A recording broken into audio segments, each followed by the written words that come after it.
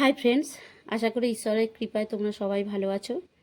আজকে আবারও আমি দুর্দান্ত স্বাদের একটা নিরামিষ রেসিপির ভিডিও নিয়ে তোমাদের সামনে এসেছি। আর এই তীব্র দাবদাহের সময় যখন পেঁয়াজ রসুনের কোনো তরকারি খেতে ভালো লাগে না, তখন এই রান্নাটা একবার ট্রাই করতে পারো। ভিডিওটা পুরো দেখার অনুরোধ রইল। আর বন্ধুরা, যদি ভিডিওটা ভালো লাগে লাইক, শেয়ার, সাবস্ক্রাইব করে দিও। তো চলো আমি কিভাবে এই নিরামিষ রান্নাটা করছি তোমাদের দেখাই।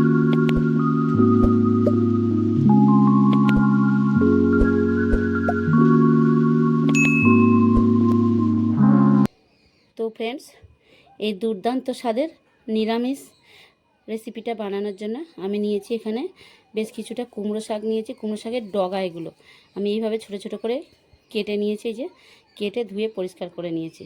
আর নিয়েছি দেখো আমি এখানে এই যে এইগুলো রাঙালু, এখানে আমি দুটো বড় সাইজের রাঙালু নিয়েছি। আর এখানে নিয়েছি এটা গোল আলু, এটাও আমি দুটো নিয়েছি। আর এখানে নিয়েছি একটা টমেটো, টমেটোটা কেটে ধুয়ে পরিষ্কার করে নিয়েছি। তো আমাকে এখন এই রান্নাটা করার জন্য একটা মশলা করতে হবে। তো মশলাটা দেখো আমি কী নিচ্ছি। তো এই মশলাটা বানানোর জন্য আমি এখানে দেখো চা চামচের 2 চামচ মুগ ডাল, এই মুগ ডালটা আমি গুঁড়ো করে তোমাদের দেখাচ্ছি। প্রথমে এটা গুঁড়ো করে নিতে হবে। তো দেখো মুগ ডালটা আমি গুঁড়ো করে নিয়েছি, এখন একটা জায়গায় ঢেলে নিচ্ছি। আর এরপরে আমায় করতে হবে, এই যে আমি যে টমেটোটা নিয়েছিলাম, টমেটোটা মিক্সারে দিয়ে দিচ্ছি। আর দিয়ে দিচ্ছি দেখো এখানে 2 থেকে 3 চামচ কোরানো নারকেল আছে, ওটাও আমি দিয়ে দিচ্ছি। আর এটা আমি একটা মিহি পেস্ট বানিয়ে নিচ্ছি। দেখো আমি চুলা জ্বালিয়ে দিয়েছি, তো কড়াইতে আমি অল্প একটু তেল দিয়ে দিচ্ছি।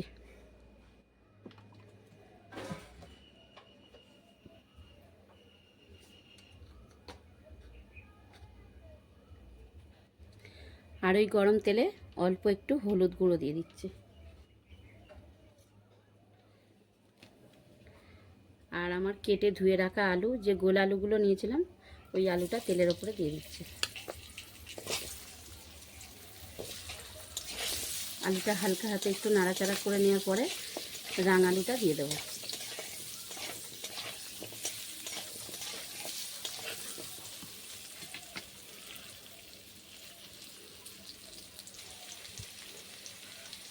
তো আলুটা আমি 2 মিনিট কষিয়ে নিয়েছি তেলের ওপরে, নিয়ে এখন আমি যে রাঙালুটা কেটে রেখেছিলাম ওই রাঙালুটা দিয়ে দিচ্ছি।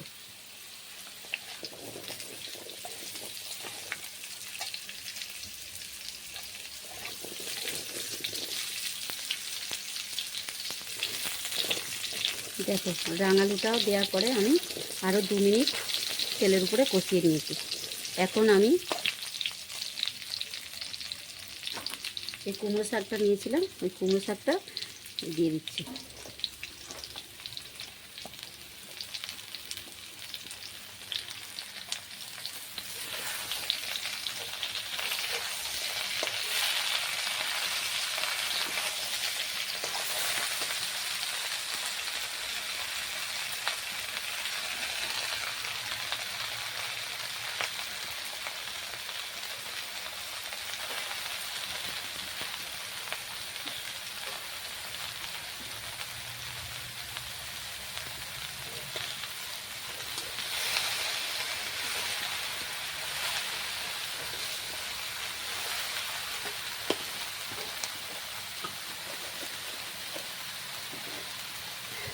এর সঙ্গে আমি দিয়ে দিচ্ছি অল্প একটু লবণ, পরে আবার লবণ দেবো, এখন অল্প করে দিলাম।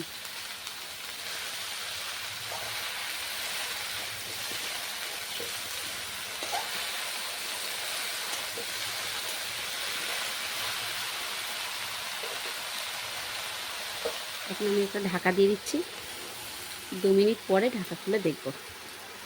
দেখ ঢাকা খুলে দেখছি শাকটা অনেকটাই নরম হয়ে গেছে নুন দেওয়ার জন্য। এখন একটু কষিয়ে নিতে হবে ভালো করে।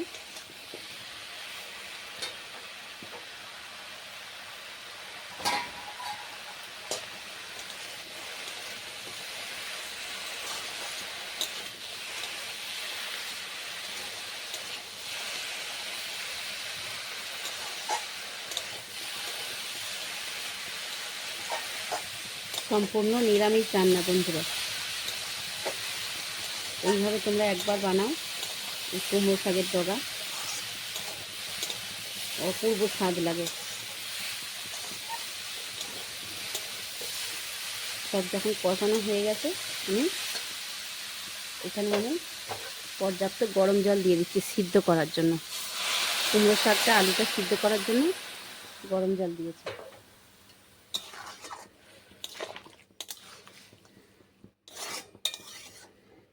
এখন আমি একটু ঢাকা দিয়ে দিচ্ছি।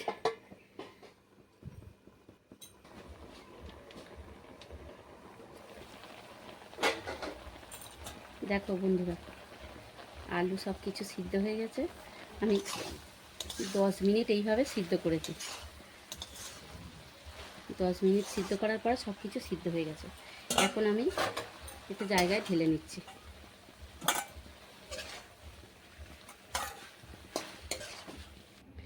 দেখো কুমড়ো শাক আমি একটা জায়গায় তুলে নিয়েছি। এখন আমি কড়াইতে আর একটু তেল দিয়ে দিচ্ছি। আর দেখো ফোড়নে আমি দিয়ে দিচ্ছি 2টো শুকনো লঙ্কা,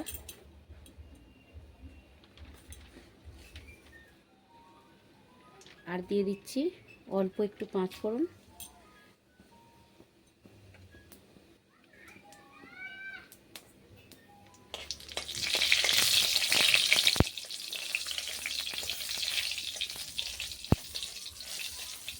এগুলো একটু ভাজা ভাজা হয়ে গেছে। এখন আমি যে মুগ ডালটা গুঁড়ো করেছিলাম 2 চামচ, ওইটা ভেজে নিচ্ছি একটু হালকা করে ভেজে নিতে হবে। এখন দেখো দিয়ে দিচ্ছি আমি যে পেস্ট বানিয়েছিলাম টমেটো আর নারকেল বাটাটা দিয়ে দিচ্ছি।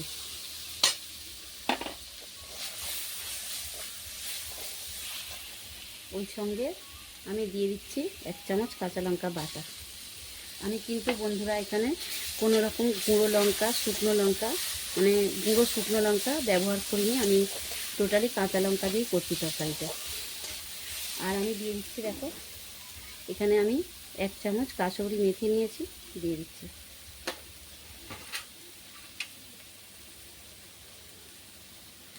আর দিয়ে দিচ্ছি আমি 1/2 চামচ জিরা গুঁড়ো, আর দিয়ে দিচ্ছি 1 চামচ ধনিয়া পাউডার, আর দিয়ে দিচ্ছি 1 চামচ হলুদ গুঁড়ো। আর আমি যে মিক্সার মশলা করেছিলাম এই মগটা ধুয়ে একটু জল দিয়ে দিচ্ছি।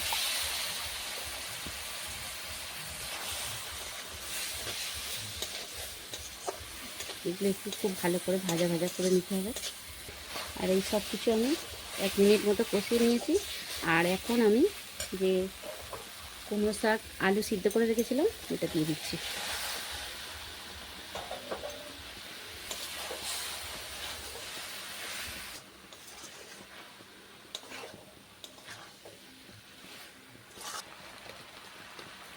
এই পর্যায়ে দেখো আমি আগে লবণ দিয়েছিলাম, খুব কম করে দিয়েছিলাম, এখন আরও একটু লবণ দিয়ে দিচ্ছি।